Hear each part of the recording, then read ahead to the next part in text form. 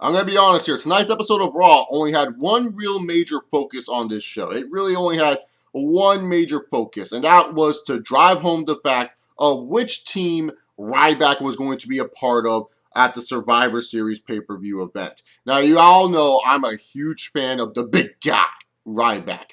And so I am telling you right now, any segment that they did with Ryback tonight, I actually did really like. I liked how they kept continuity with the people he was involved with. I liked how in the opening promo of tonight's show, Ryback's right. Why should I team with you, Cena? I mean, you beat me before, and I want to beat you now.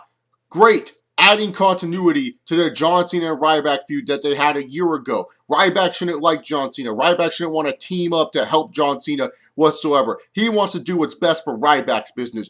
Good shit there. And then you have the backstage segment promos for the rest of the night. You have where Seth Rollins tries to bury the hatchet with the whole Shield stuff that they did in the past. And Ryback's like, whatever, man. The big guy doesn't really care anymore. He just looks to seek and destroy.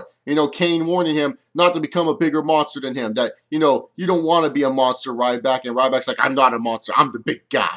And then you have it where Mark Henry reminds Ryback, I beat you at WrestleMania 29. Good continuity stuff. Something that the WWE doesn't do very often is keep up with their continuity and storyline. So I like what they did with Ryback tonight. Now, was this edge of the seat, thrilling TV? Absolutely not. This was not like, oh shit, is Ryback going to betray the authority? Oh, is he going to join Team Cena? Oh my God, what's going to go on with Ryback? What's going through the big guy's head? I mean, it was nothing that was really ground-breaking television or stuff that you need to see, but I just like the effort that the WWE put in the emphasis of Ryback and how they pretty much built this whole episode around Ryback and what he was going to do at the end of the night. So really, to be honest, I really like what they did with Ryback. It made Ryback feel like such a big deal that these teams were vying for him to join the other side and the other option. So really, to be honest, really like what they did with Ryback tonight. I'll talk more about Ryback at the end of the show later on in this review, but I got some utter garbage to talk about on this episode of Monday Night Raw.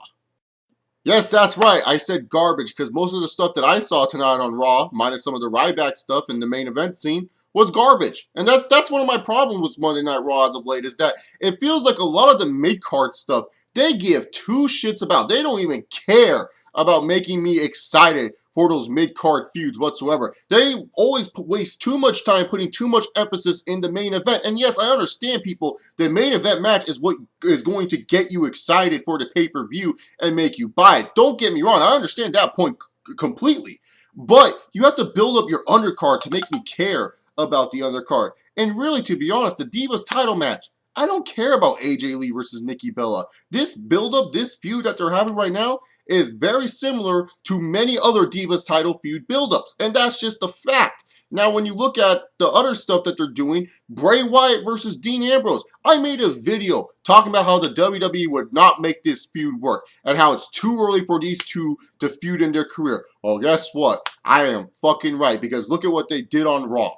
They didn't do shit with this feud. Showing the same video package twice, having Dean Ambrose cut a backstage promo that he normally does, the Shield backstage promos, and Bray Wyatt cut another backstage promo. This is pretty much like any other boring Bray Wyatt feud that he's been in.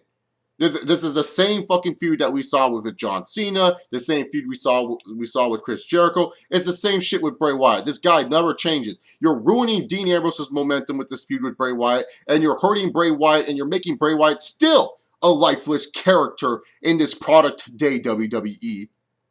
Seriously, these two matches, Nikki versus AJ Lee and Bray Wyatt versus Dean Ambrose, these are our undercard matches.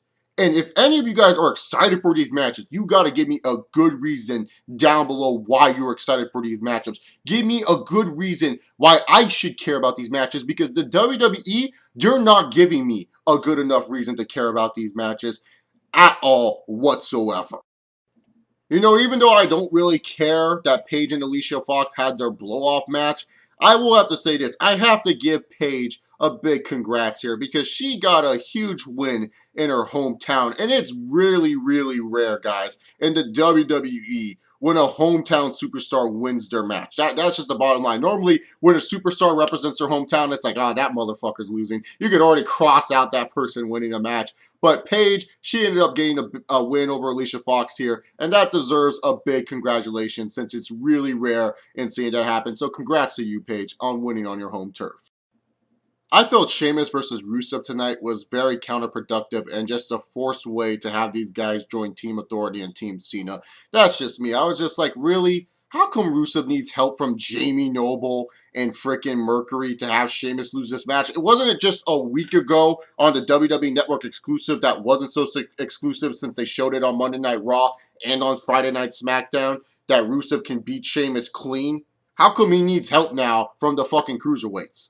I mean, I'm just saying, I just felt that this match right here was just a forced match to have, so that way we can get Rusev on Team Authority and Sheamus on Team Cena. I mean, you could have found a better reasoning for why. Like, you could have had it where Rusev joins Team Authority and Sheamus is like, look, Rusev is ducking me right now. Cena, I need to join your team so that way, after we're done kicking the Authority's ass, I can get the U.S. title shot. And also, I felt it was counterproductive to have this United States title celebration. I mean, really, to be honest, WWE, why have the U.S. title celebration in fucking England? Why?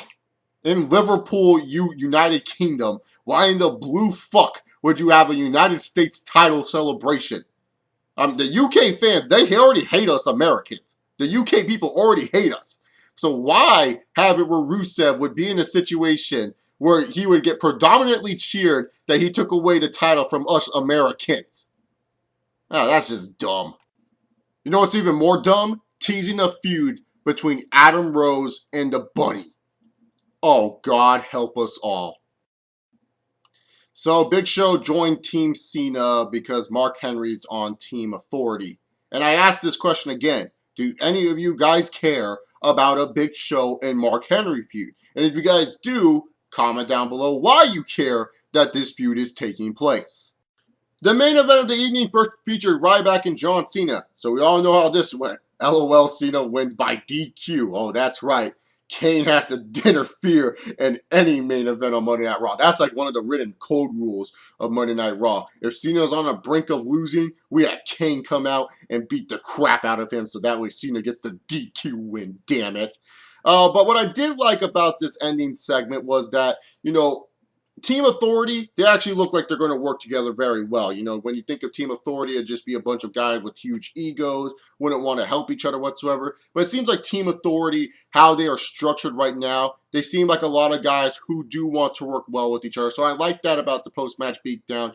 You know, I also like that, you know, Sheamus and Big Show came running down to help out Team Cena. And then afterwards, you had it where Ryback, he's ultimately the guy to clean house. You know, that's what I liked about this episode of Monday Night Raw a lot, was that you started off by making Ryback feel like a big deal in the opening package of the show, making it where Cena is asking Ryback to join the team, and then the Authority ultimately gets Ryback. You have it where the Authority guys are buttering up to Ryback during the whole night, and then afterwards Ryback's all like, look, I don't give a shit about any of you two teams. I'm just here to get my job done. I'm here to take care of the big guy's business. So Ryback goes on to attack Team Authority, which pretty much shows he's not a team player, which pretty much means Ryback is going to join Team Cena. Like I mentioned earlier in my review, none of this Ryback stuff was edge of your seat, thrilling television, but it was well done booking by the WWE, what they did with Ryback tonight, especially with all the continuity they had involved with him. Yeah, it's rare in the WWE where we get continuity, and it was a nice change of pace.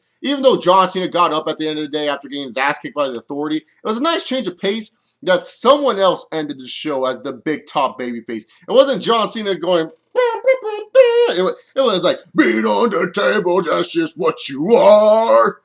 Meat on the table won't get you far. It's like Ryback was the main guy to end the show, and that's what I liked about this episode a lot, was that it felt refreshing who was the main guy to end the show. Even though Ryback really wasn't the main guy to end the show. He was the main focus of the show, but he wasn't the main guy to end the show. Because we noticed that Dolph Ziggler didn't run out to help out Team Cena. Now, why was that? So while Triple H and Stephanie are watching the monitors, being very upset about Ryback's actions, Dolph Ziggler gets thrown into a couch. I'm wondering to myself, why is Dolph Ziggler being thrown into a couch? And then you have it.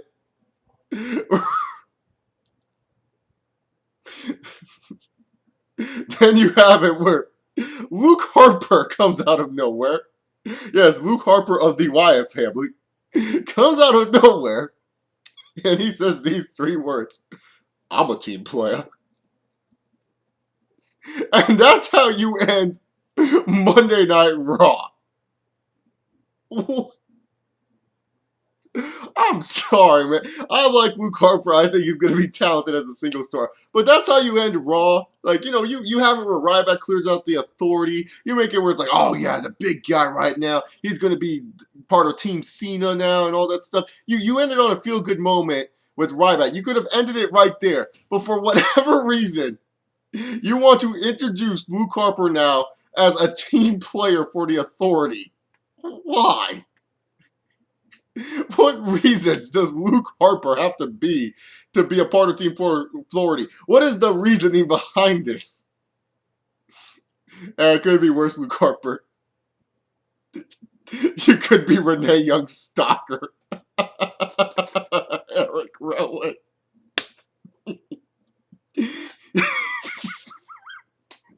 Eric Rowan is Renee Young Stalker. Yeah, it could be way worse for Luke Harper, but I just felt that was an awkward way to end Monday Night Raw. You have it where, like, the baby faces, it's a happy moment, Ryback gets rid of the Authority, just to have Luke Harper end Raw saying, I'm a team player. Just an awkward ending to this episode of Raw. Tonight's episode of Monday Night Raw was just an uninteresting time. If you liked some of the stuff they did with Ryback like I did, that was probably the only highlight of this show. That's just me personally reviewing the show, was that I felt they did a good job with Ryback's character throughout the whole night, but the rest of the stuff, it was just kind of like, blah, whatever. I could move on without seeing this on the show. They really need to do something to make me care about some of these mid-card feuds again. They really need to do something to make me care about this women's scene again. They really need to do something to make me care about the tag team title scene. I didn't even talk about the tag team title scene on this episode of Raw because it felt so irrelevant to me to even talk about. That's just the God's honest truth. They really need to step it up on their undercard, because in the main event scene, they're doing a pretty good job providing somewhat interesting TV towards us. But when it comes down to the undercard stuff, just feel it's very lackluster, and that hurts the show overall to me as a viewer. But I want to know, what did you guys think about Monday Night Raw tonight? Comment down below your thoughts on Monday Night Raw. And I already know people are going to ask what I think about Kofi Kingston joining the New Day. Who gives a shit? Fuck off, WWE. Why do you have to ruin my boy Kofi Kingston? Why? But anyways, comment down below your thoughts on Monday Night Raw. Did you guys like the show? Did you not like the show? Leave your reasonings down below and answer any of the questions that I had during this Raw review. Do you care that Big Show and Mark Henry are feuding? And why should I care about Bray Wyatt versus Dean Ambrose and AJ Lee versus Nikki Bella for the Divas title when the WWE shows they don't care about those feuds whatsoever? Answer those questions in the comment section down below. If you guys like me, hit that subscribe button. Give this video a big old thumbs up. Follow me on Twitter at ChaseOliver68. I'll see you guys next time. Enjoy your night. Peace.